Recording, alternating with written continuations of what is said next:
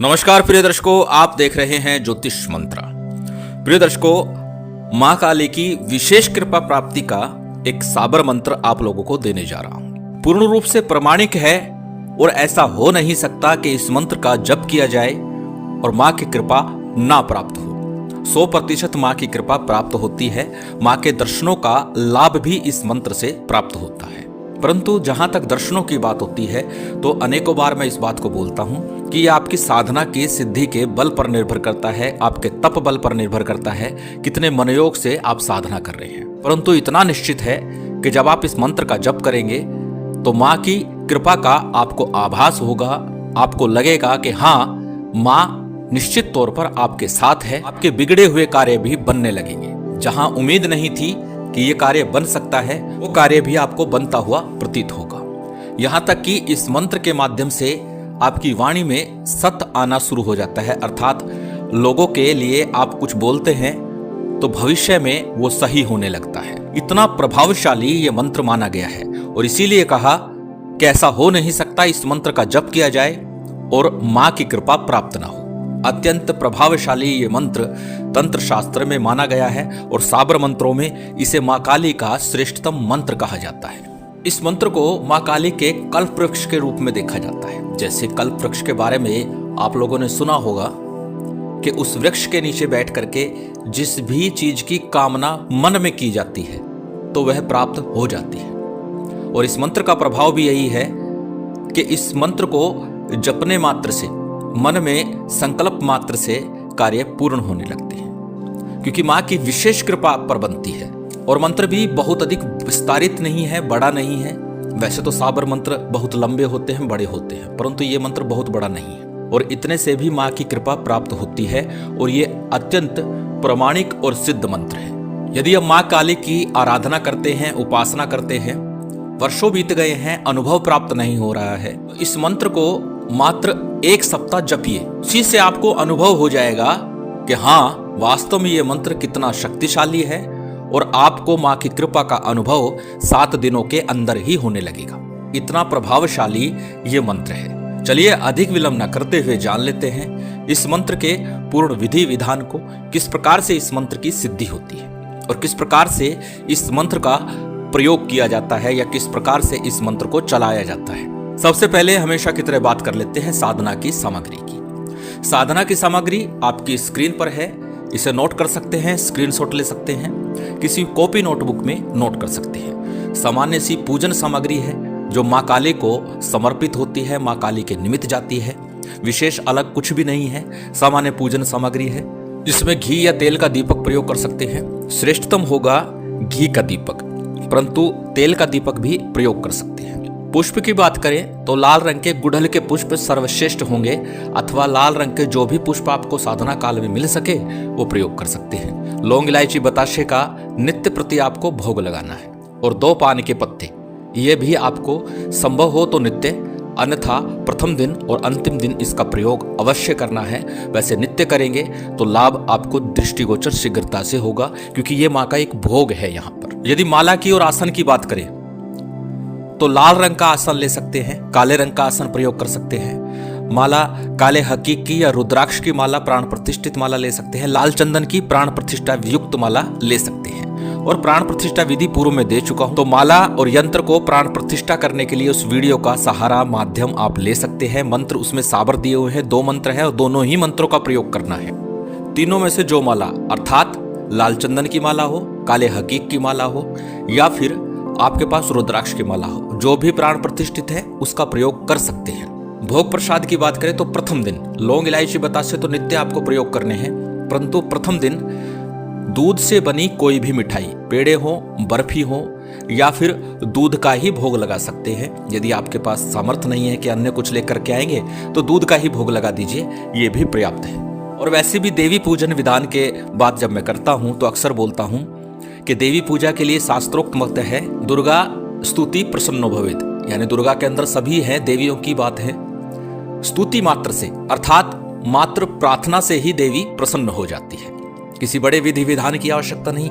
अगर मन से देवी का स्मरण किया जाए, विनय पूर्वक उन्हें बुलाया जाए, आर्त भाव से पुकारा जाए तो निश्चित ही देवी की कृपा बन जाती है। दुर्गा सप्तशती पूर्ण रूप से स्तुति है और ये एक प्रबल तंत्र भी है। अब स्तुति से ही तंत्र हो गया है तो सोच सकते हैं कि देवी की आराधना कितनी सरल है। स्तुति प्रार्थना मनोभाव से करने से ही मां प्रसन्न हो जाती है। चलिए सामग्री के बाद बात करते हैं अब इस साधना को कब से और किस दिन से आरंभ करना है।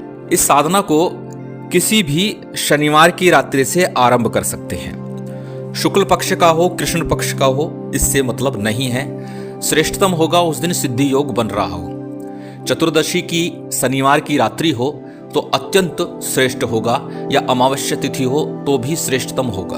अन्य दिनों के लिए सिद्धि योग मुहूर्त मैंने बताया हुआ किस प्रकार देखते हैं, उस विधि से आप ज्ञात कर लीजिए। शनिवार के दिन सिद्धि योग बनता हो उस दिन से आपको यह साधना आरंभ करनी है। संध्या काल में एक मीठा पान, थोड़े से अक्षत रोली से या हल्दी से रंगे हुए, 7 पतासे, 2 लड्डू, लौंग इलायची का जोड़ा, 1 जायफल, ये सामग्री किसी पान के पत्ते के ऊपर रख करके आपको मां के मंदिर में भेंट करके आनी और रात्रि काल में आपको यह साधना करनी है। रात्रि के 10 बजे के बाद, जिसे महानिशा काल बोलते हैं, उस समय यह साधना आपको करनी है।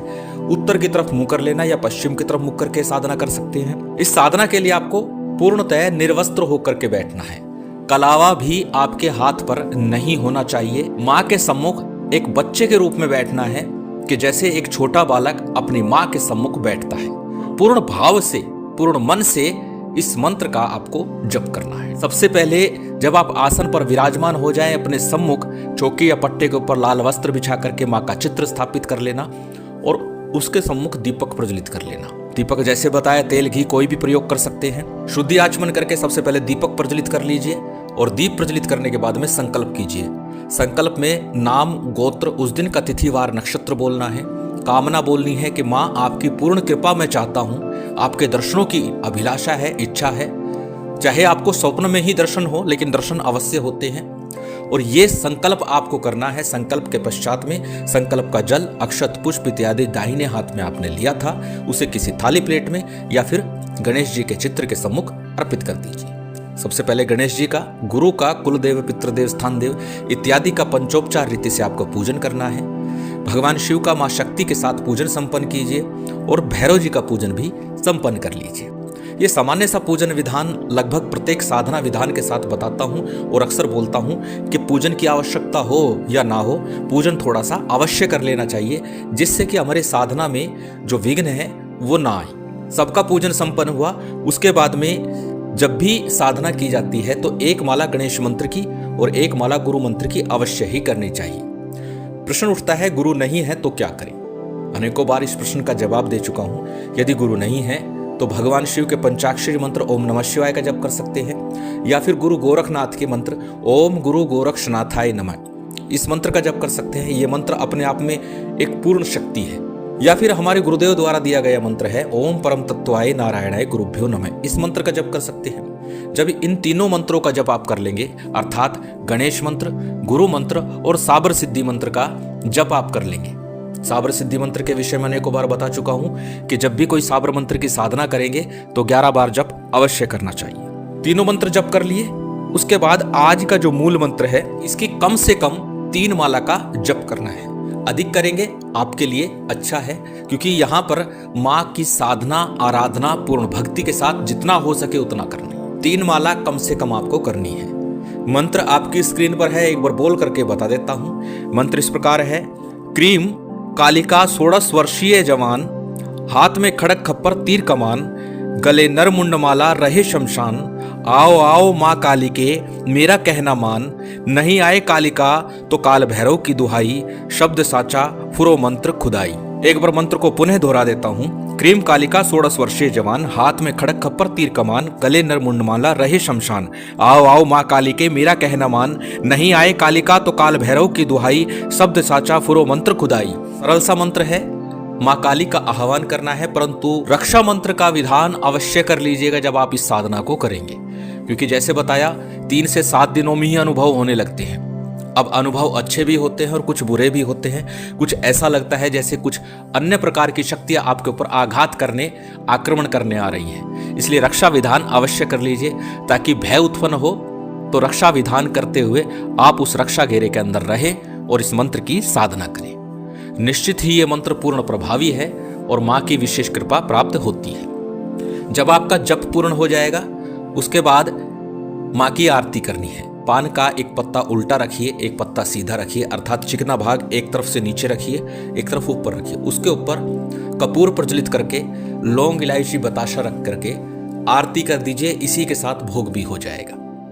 और जो पहले दिन भोग लगेगा बर्फी का या जो भी आपने रखा है, तो वो इसके ऊपर अग्नि को सा रख दीजिए। इस प्रकार से पहले दिन की साधना आपकी पूर्ण होती है। जब आपकी आरती इत्यादि संपन्न हो जाए, क्षमा प्रार्थना कीजिए, समर्पण कीजिए और फिर आसन को प्रणाम करके उठ जाइए।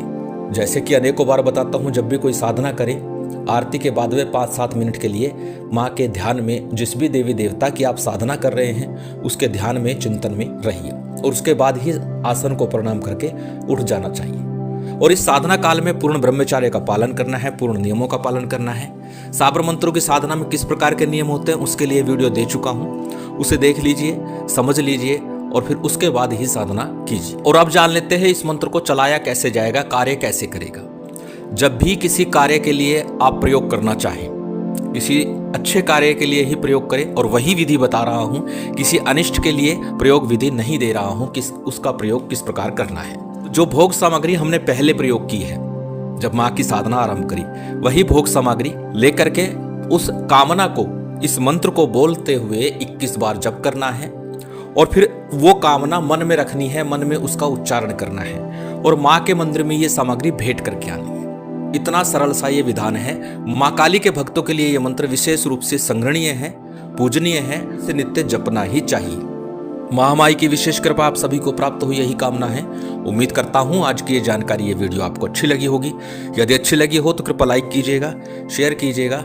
यदि चैनल पर नए हैं तो सब्सक्राइब कर बेल आइकन बटन दबा दीजिएगा। जय माता दी, जय श्री राम।